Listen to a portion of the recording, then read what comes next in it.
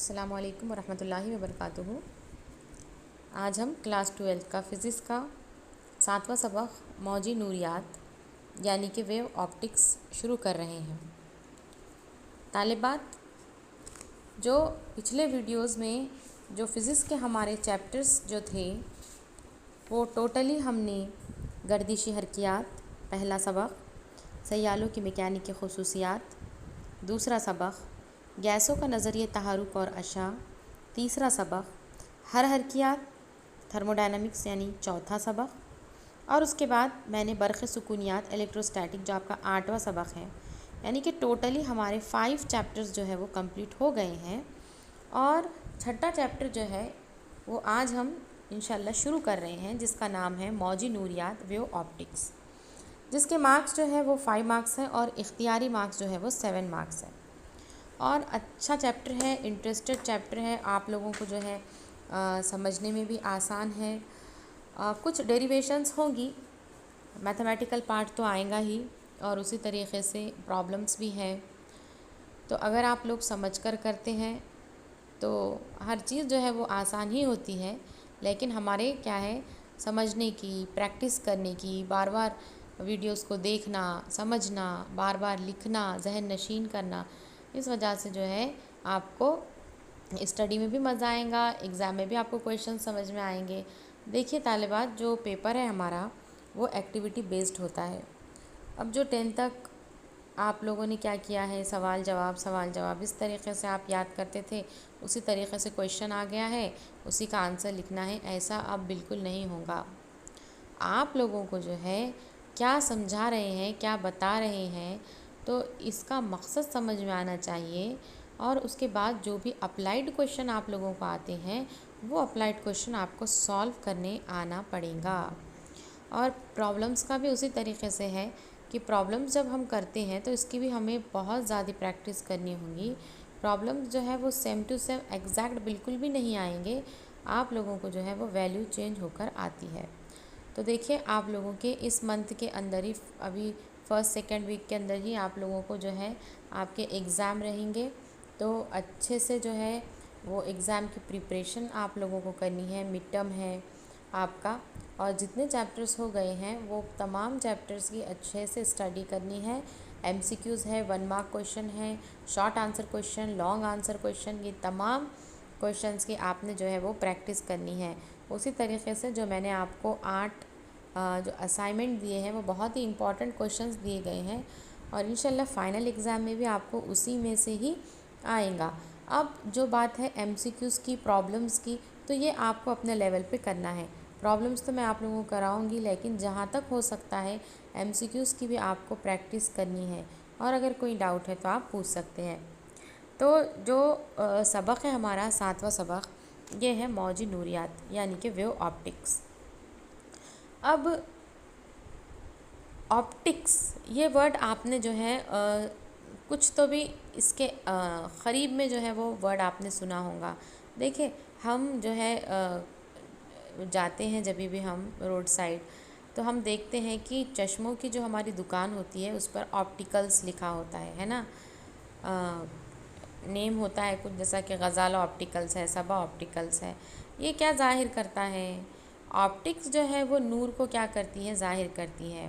नूरियात को क्या करती है, ये ज़ाहिर करती है।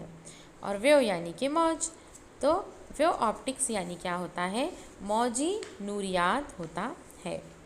अब यहाँ पर जो है आप लोगों को इस सबक का निसाब सिलेबस दिया गया है, जिसमें इंट्रोडक्शन है चैप्टर का, नूर की फ़ितरत, नूर बतौर मौज, हाइजन का नज़रिया, मुस्तवी सतह पर नूर का इनेकास, 2 वास्तों के दरमियान मुस्तवी सरहद पर नूर का इनेताफ़, तख्तीब, तदाखुल, इनकिसार नूर और तहवीली ताकत।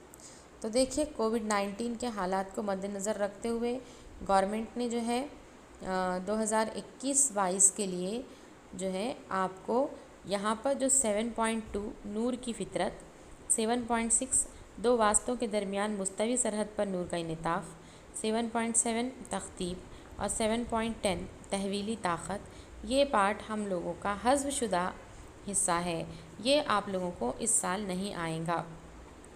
तो चलिए हम सबक की जो है वो शुरुआत करते हैं। जो तारुफ़ यहाँ पर है, तो तारुफ के अंदर क्या है, इंट्रोडक्शन में क्या है कि देखिए, जनरली आप लोगों को पता है कि अजसाम जो होते हैं वो 3 किस्म के होते हैं।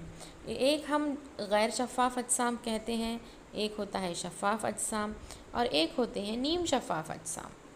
यानी क्या है, गैर शफ़ाफ़, नाम ही है गैर शफ़ाफ़ अजसाम, जिसे हम ओपेक ऑब्जेक्ट्स कहते हैं। यानी कि ऐसे अजसाम जिनसे रोशनी नहीं गुज़र सकती, ऐसे अजसाम को हम गैर शफ़ाफ़ अजसाम कहते हैं। और शफ़ाफ़ अजसाम है ट्रांसपेरेंट ऑब्जेक्ट्स है, यानी ऐसे अजसाम होते हैं जिनसे होकर रोशनी जो है मुकम्मल तौर पर गुज़रती है, ऐसे अजसाम को हम शफ़ाफ़ अजसाम कहते हैं ना। कपड़ा भी जब हम क्या करते हैं, देखते हैं, बोलते नहीं बहुत ट्रांसपेरेंट है, बहुत ट्रांसपेरेंट है, यानी इससे क्या हो रहा है, रोशनी मुकम्मल तौर से गुज़र रही है, तो इसका मतलब कि ये शफ़ाफ़ अजसाम है, ट्रांसपेरेंट ऑब्जेक्ट्स है। और जिससे नहीं गुज़र रही है वो गैर शफ़ाफ़ अजसाम है। आ गया समझ में बात। अब जो तीसरा है वो होता है नीम शफ़ाफ़ अजसाम। नीम शफ़ाफ़ अजसाम, नीम का मतलब क्या होता है, हाफ़ को बोलते हैं हम, है ना, सेमी को बोलते हैं नीम, आधा।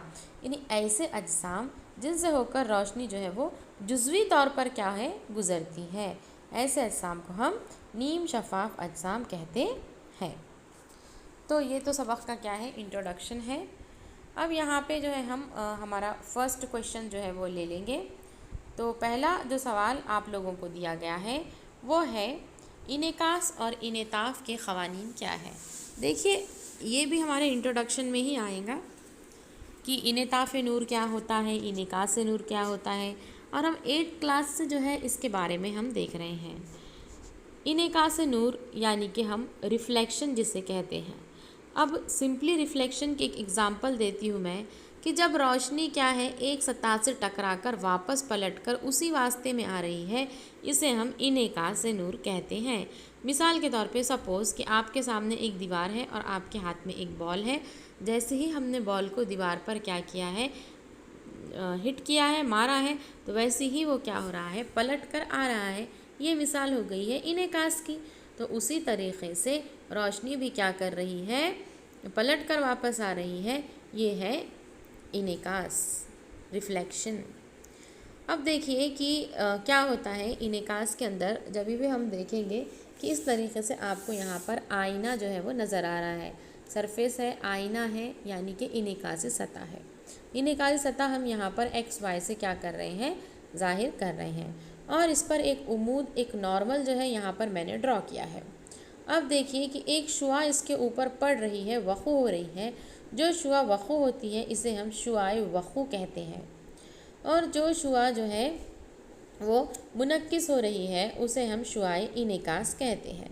तो शुआए वक़ू क्या हो रही है, पड़ रही है, सर्फ सतह पर वो क्या कर रही है, आ रही है, वक़ू हो रही है, और फिर क्या है, उसी वास्ते में पलटकर वापस जा रही है। तो ये उमूद के शुआए वक़ू और शुआए मुनक्किसा जो है वो उमूद के मुखालिफ जानिब में होते हैं, और ये एक ही मुस्तवी में है, एक ही सरफेस पे हमें नज़र आ रहे हैं, एक ही प्लेन में है। और दूसरा जो है इसका क़ानून वो है कि ज़ाविये वक़ू और ज़ाविये इनेकास दोनों भी मज़ावी होते हैं। ज़ाविये वक़ू यानी कि आई, और ज़ाविये इनेकास यानी कि आर। एंगल ऑफ इंसिडेंस और एंगल ऑफ रिफ्लेक्शन जो है वो इक्वल होते हैं। ये तो हो गए हैं इनेकास नूर के क़वानीन। अब हम देखेंगे इनेताफ़ नूर के क़वानीन, लॉज़ ऑफ रिफ्रैक्शन।